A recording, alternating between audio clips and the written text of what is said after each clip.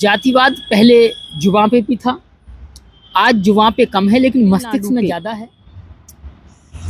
राजापुर गांव में चप्पल पहनकर नहीं निकल सकते, पहने चप्पल पहने उस गली से निकले और ये कहा कि हम आजाद भारत में रह रहे हैं, अब हम लड़ेंगे, मरेंगे, जीतेंगे। मेरे साथ ऐसी घटना घटेगी, मैं तो उधर को पैर करके भी ना सोऊं मंदिरों की ओर। जब मैं कहीं मंदिर निकल रहा होता तो मुझे बदबू हो रही है, घृणा होती। स्कूल होता तो कितना अच्छा होता, शिक्षा मिलती, शिक्षा से लोग रोजगार पा रहे होते, देश कहाँ तरक्की कर रहा होता, चांद पे पहुंचने के समय है और ये अभी घंटी बजाने में लगे। मंदिर जाना चाहते हैं मंदिर जाएं, और मैं तो ये कहता हूँ कि जिन लोगों को मंदिर पर विश्वास है उन्हें स्कूल जाना छोड़ देना चाहिए। उसे सामने जो भी सीट मिले, भिखारी की मिले भिखारी में बैठो, और हवन करने की में बैठे हवन करो, पंडिताई मिले तो पंडिताई करो, जो जगह मंदिर के आसपास मिले। मंदिर जाना चाहते हैं उनके लिए ट्रेन फ्री चलानी चाहिए, भी ट्रेन से जाओ, आप मंदिर जाओ, वहाँ बैठो, वहाँ उनको भिखारी घर बनाने चाहिए, क्योंकि मंदिर बिना भिखारी के लिए। कहावत है, कबीर साहब ने कहा था कि बहते को बह जान दे, ना ही बताए ठौर, और कहा सुनी जो ना माने तो धक्का दे दे। और आप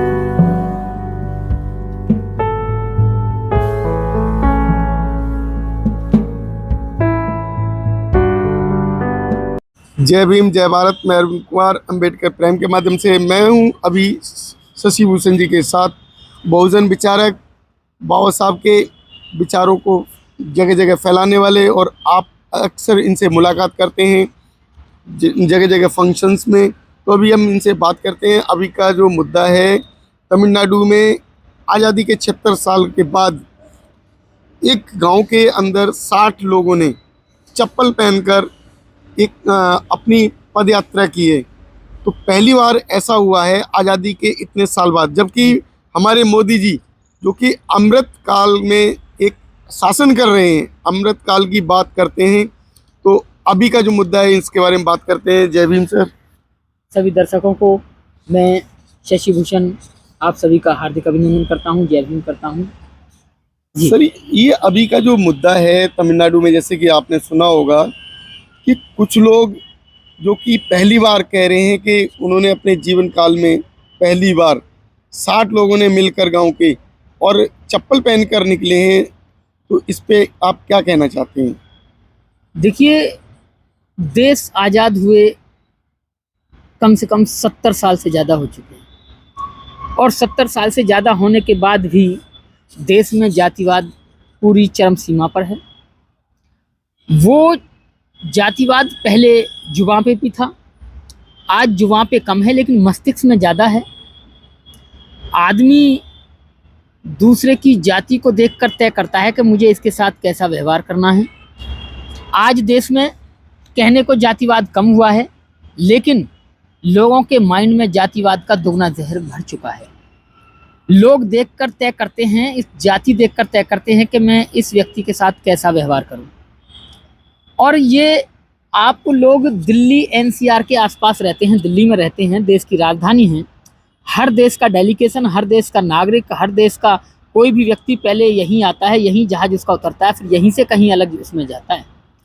तो यहाँ तो वो सारी चीज़ें, फैसिलिटी, सारे कानून, सारी सब चीज़ें वो लागू हैं जो दूर दूर तक नहीं है। यहाँ जातिवाद कम है लेकिन दिमाग में पूरा है।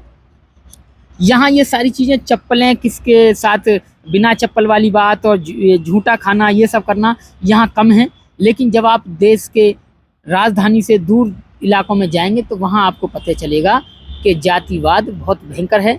जैसा कि आपको पता है कि तमिलनाडु के राजापुर गांव में 360 लोगों ने, अभी तक उस गांव में चप्पल पहनने का आदेश नहीं था, लोग चप्पल पहनकर नहीं निकल सकते थे, लेकिन वहाँ के 60 लोगों ने दम दिखाया। दम दिखाकर ये कहा कि देश आज यहाँ तक पहुँचा है और देश में ऐसी बात हो रही है। बाबा साहब डॉक्टर अम्बेडकर की बात उनके दिमाग में आई, क्योंकि बाबा साहब ने कहा था, जिस गली में सम्मान ना मिले उस गली को छोड़ दो, जिस घर में सम्मान ना मिले उस घर को छोड़ दो, जिस गांव में सम्मान ना मिले उस गांव को छोड़ दो, जिस शहर में सम्मान ना मिले उस शहर को छोड़ दो, लेकिन उस जगह मत रहो जहां आपको सम्मान ना मिले। इसलिए वहां के एक अम्बेडकरवादी लड़के ने उन सबको बुलाया और कहा कि बाबा साहब ने ऐसा कहा है, और हम जरूरी थोड़ा ही कि इसी यहीं तमिलनाडु में यहीं रहेंगे, इसी गाँव में रहेंगे अपनी जिल्लत भरी जिंदगी के साथ, हम यहाँ से ये बेच के बाहर चले जाएंगे। लेकिन शान के साथ जिएंगे। देश आज़ाद हो गया, टेक्नोलॉजी यहाँ पहुँच गई, मोबाइल पे हम लाइव लोकेशन, लाइव सारा सब कुछ बात कर रहे हैं, और यहाँ के कुछ लोग उसी पुरानी मनुस्मृति के अनुसार चल रहे हैं कि इस गली से आप चप्पल पहन के नहीं निकल सकते हैं, यानी मनुस्मृति वहाँ लागू थी। तो तमिलनाडु, तो राजस्थान, उन लोगों ने दम दिखाया और कहा कि अब मर जाएंगे, लेकिन ऐसी चीज़ नहीं सहेंगे, क्योंकि आने वाली पीढ़ियां हमें पता नहीं कितना बुरा भला कहेंगी, निकम्मा, नकारा, नालायक कहेंगी कि तुम ऐसा क्यों नहीं कर सके, मर क्यों नहीं गए। इसलिए उन्होंने कहा मर जाएंगे लेकिन अब ये करेंगे। इसलिए 60 लोगों ने जूते पहने, चप्पल पहने, उस गली से निकले और ये कहा कि हम आज़ाद भारत में रह रहे हैं, अब हम लड़ेंगे, मरेंगे, जीतेंगे और अपनी आज़ादी लेकर रहेंगे और हम शान की ज़िंदगी जिएंगे। और उन्होंने ऐसा काम किया है। और अगर उनके साथ ऐसा कुछ उल्टा सीधा बर्ताव होता है तो ये सरकार के साथ सरकार की इसमें मिलीजुली बात है। सरकार को इस पर बड़ा एक्शन लेना चाहिए, उनकी बात सुननी चाहिए, उनसे पूछना चाहिए कि इस बात को लेकर कौन लोग आपको दबाव करते थे कि आप चप्पल नहीं पहनेंगे, कौन लोग ये थे जो ये कहते थे कि आप जूते नहीं पहनेंगे, कौन वो लोग थे जो ये कहते थे कि आप ये सब पहन के इस गली से नहीं गुजरेंगे। उस गली के जितने वो घर थे जिनको वो चिन्हित करें 60 लोग, उन लोगों को उठाएं, उनको जेल में डालें, क्योंकि भारतीय संविधान में छुआछूत करने पर सजा का प्रावधान है। ये सरकार का काम है, वहाँ के डीएम एसएसपी का काम है जो वहाँ संविधान को चलाते हैं, लागू करते हैं। डीएम, जिला अधिकारी, जिला मजिस्ट्रेट, ये लोग वहाँ के राजा होते हैं। राजा मतलब वहाँ के कानून होते हैं, कानून उनके हाथ में होता है। तो वहाँ के लोगों को, वहाँ के प्रशासनिक प्रशासन को जाकर उन लोगों को उठाकर जेल में डालना चाहिए जो वो चप्पल ना पहनने पर मजबूर करते थे। उन लोगों का स्वागत करना चाहिए कि देश आज़ादी में कदम बढ़ाते हुए, देश को आगे बढ़ाते हुए उन्होंने ये निर्णय लिया कि हम चप्पल पहनेंगे, मर जाएंगे लेकिन चप्पल पहन के इस गली से निकलेंगे। तो स्वागत योग्य उनका काम है। ये ओबीसी की जातियां हैं, जैसे नायकर हो गई, बांडार जैसी ओबीसी जातियों के घर हैं वहाँ। और ये राजापुर गांव है तमिलनाडु का, वहाँ ये घटना है। तो इस पर सरकार को एक्शन लेना चाहिए, और सरकार एक्शन नहीं लेती है तो सरकार में कहीं ना कहीं इस बात का मिला जुला असर है कि वो भी यही चाहती है कि धीरे धीरे बातें वही हों जो पहले मनुस्मृति टाइम में लागू थी। तो हमारे राष्ट्रपति जी जब गए थे तब भी तो यही हुआ था। देखिए, कौन सा एक्शन हुआ? राष्ट्रपति गए थे, एक्शन हुआ नहीं हुआ, ये उनकी निकम्मापन है। जब मुझे मालूम है कि वहाँ कुछ लोगों के जाने पर मना ही है, तो पहली बात तो मैं वहाँ जाऊँगा नहीं। मेरा क्या मतलब मंदिर जाने से, मुझे क्या मिलेगा मंदिर जाने से? मुझे तो नौकरी चाहिए, मैं ऑफिस जाऊँगा। मुझे काम चाहिए, मैं काम पे जाऊँगा। मैं मंदिर जाके क्या करूँगा? तो अभी जिस भगवान को हम पसंद नहीं थे, अब हमें वो भगवान पसंद नहीं है जिसको हमारे पुरखे पसंद नहीं थे। इसलिए मैं क्या करूँगा किसी मंदिर में जाके? मैंने साइंस से सब देख लिया है। मैंने साइंस को जब से पढ़ा, मैंने साइंस को जब से जाना, जब से मोबाइल हाथ में आया, सब कुछ टेक्नोलॉजी हाथ में आई, तो मुझे लगा कि भगवान कहीं नहीं है, सारी टेक्नोलॉजी ही भगवान है। नहीं जाता मंदिर में। अब ये राष्ट्रपति जी की गलती थी कि वो पहली बात तो गए क्यों, और गए थे तो उन्होंने एक्शन क्यों नहीं लिया? उन्हें एक्शन लेना चाहिए था इस बात को लेकर। कभी मेरे साथ ऐसा व्यवहार क्यों हुआ? वहाँ जाने पर उन्हें आके दिल्ली में बड़ा रोष प्रदर्शन करना चाहिए था, रोष जताना चाहिए था। वो जिन लोगों ने उनके साथ ऐसा बर्ताव किया, उन्हें कानून के तहत जेल के अंदर होना चाहिए था। अच्छा, हमारे यहाँ उत्तर प्रदेश को जो पूर्व मुख्यमंत्री अखिलेश जी, उस समय जिस समय वो शासन सत्ता से हटे थे, तो योगी आदित्यनाथ ने जो मंदिर में उनका जो महल कहें, मुख्यालय कहें, वो धुलवाया था, वो भी इसी तरीके से काम था क्या? देखिए, ये घटना जिसके साथ घटी है, ये निर्णय उसको लेना होगा। अखिलेश जी के साथ घटी घटना है, तो इसका जवाब मैं कैसे दूं? इसका जवाब मैं इतना तो दे सकता हूं कि अगर मेरे साथ घटी हुई होती तो मैं इसका कड़ा विरोध करता। मैं जीवन में ये कहता कि मैं इस धर्म में पैदा हुआ, इसमें रहूंगा ही नहीं, उस धर्म के खिलाफ बिगुल बजाता मैं। लेकिन मैं जाता ही नहीं, मेरे साथ ऐसा होता ही नहीं, क्योंकि मैं बौद्ध आदमी हूँ, बुद्धिस्ट आदमी हूँ। मुझे क्या मतलब इन जाने से? ये अखिलेश की जिम्मेदारी है। अखिलेश जी क्या करें, चाहे उनके फिर दोबारा से पैर छुएं, चाहे मंदिर में जाके नतमस्तक करें, चाहे वो हवन करें, कुछ भी करें, मेरा क्या मतलब है इनसे? मेरा मतलब अपने आप से है। मेरे साथ ऐसी घटना घटेगी, मैं तो उधर को पैर करके भी ना सोऊं मंदिरों की ओर। जब मैं कहीं मंदिर निकल रहा होता तो मुझे बदबू हो आती है, घृणा होती है कि इसकी जगह स्कूल होता तो कितना अच्छा होता, शिक्षा मिलती, शिक्षा से लोग रोजगार पा रहे होते, देश कहाँ तरक्की कर रहा होता। चांद पे पहुंचने के समय हैं और ये अभी घंटी बजाने में लगे हैं। अभी तो जो उद्घाटन हो रहा है जनवरी में, उद्घाटन में जो है करोड़ों लोग वहाँ पहुँचेंगे जाके, जो और करोड़ों लोग में पहुंचने वालों में SC ST OBC के सबसे आगे लिस्ट में होंगे। देखिए, जो लोग मंदिर जाना चाहते हैं मंदिर जाएं, और मैं तो ये कहता हूं कि जिन लोगों को मंदिर पर विश्वास है उन्हें स्कूल जाना छोड़ देना चाहिए, उसे शिक्षा छोड़ देनी चाहिए, उन्हें मंदिर में बैठना चाहिए। मंदिर के सामने जो भी सीट मिले, भिखारी की मिले भिखारी में बैठो, और हवन करने की में बैठे हवन करो, पंडिताई मिले तो पंडिताई करो, जो जगह मंदिर के आस पास मिले वहाँ वो करें। स्कूलों में जाना छोड़ें, नौकरियों में जाना छोड़ें, क्या रखा है नौकरियों में, क्या रखा है वो वहाँ जाएं। लेकिन जो विद्यालय जाना चाहते हैं वो विद्यालय जाएं, उन्हें वो शिक्षाएं दी जाएं जाकि सबको शिक्षा मिल सके। और जो मंदिर जाना चाहते हैं उनके लिए ट्रेन फ्री चलानी चाहिए, भाई ट्रेन से जाओ, आप मंदिर जाओ, वहाँ बैठो। वहाँ उनको भिखारी घर बनाने चाहिए, क्योंकि मंदिर बिना भिखारी के भी अधूरा होता है। मंदिर भगवान और भिखारी के बिना अधूरा होता है।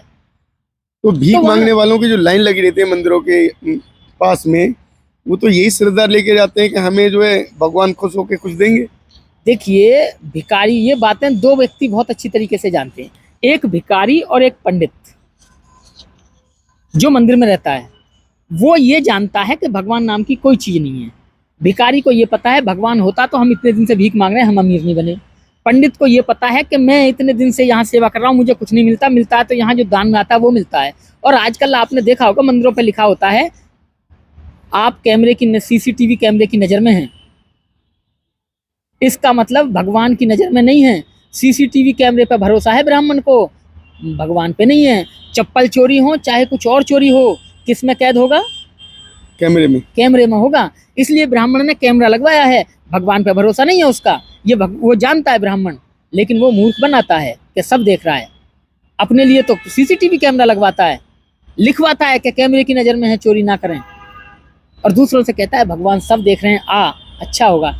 ये दो बात लोगों को पता है। और तीसरा व्यक्ति मैं हूँ, जिसे मुझे पता है कि ना भगवान है ना कुछ है।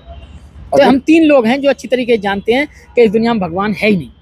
अच्छा, करोड़ों आदमी जो कि उस श्रद्धा में जाएंगे, जो कि मंदिर के उद्घाटन में, जी, अगर इसी की जगह हमारी जो सरकार अगर उत्तम चाहती जनता के लिए, तो वहाँ इंडस्ट्री लगा सकती थी।